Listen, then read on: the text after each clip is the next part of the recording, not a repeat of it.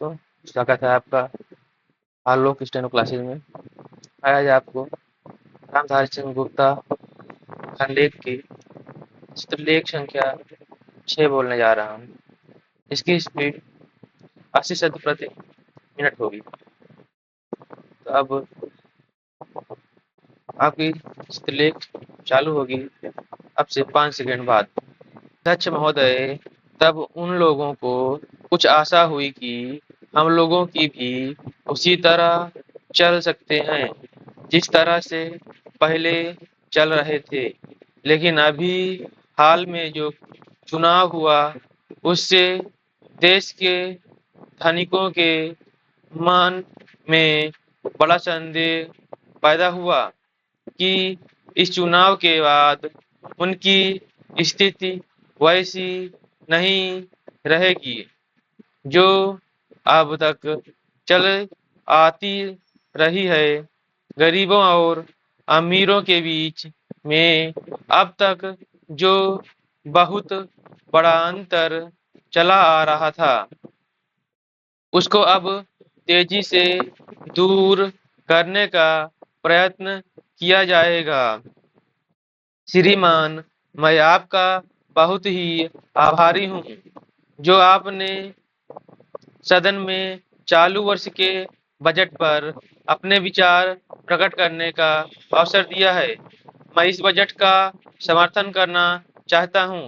श्रीमान, मैं सबसे पहले अपने दल के नेता प्रधानमंत्री को इस बात के लिए बधाई देना चाहता हूँ कि उनके नेतृत्व में देश में कांग्रेस दल को स्पष्ट बहुमत मिला और इसके फलस्वरूप यहाँ पर केंद्र में एक ऐसी सरकार का गठन हुआ जो कि देश में वास्तव में समाजवाद लाना चाहती है।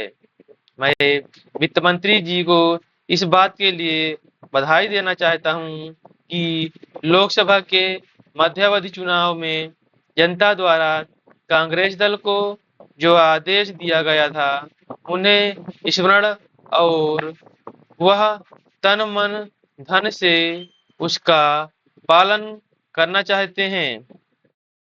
वह आदेश यह था देश में सामाजिक और आर्थिक विषमता दूर करने का, देश से गरीबी, बेकारी और बेरोजगारी को हटाने का और देश के जो पिछड़े हुए हिस्से हैं उनका पूरा विकास करने का, साथ ही साथ इस बात का भी आदेश था कि देश के अंदर इस प्रकार की सामाजिक और आर्थिक व्यवस्था की जाए जिसके अंतर्गत जनता शोषण से मुक्त हो सके। श्रीमान, यह ठीक है कि देश में कृषि के क्षेत्र में उत्पादन में वृद्धि हुई है, परंतु इसके साथ ही साथ यह भी दृष्टि में रखा ना चाहिए कि लागत में भी पूरी वृद्धि हुई है। इसके लिए आवश्यक है कि सिंचाई के साधन बढ़ाए जाएं और अधिक उन्नति बीजों का प्रयोग किया जाए। आज कृषकों को कृषि के यंत्र मिलने में बहुत कठिनाई हो रही है।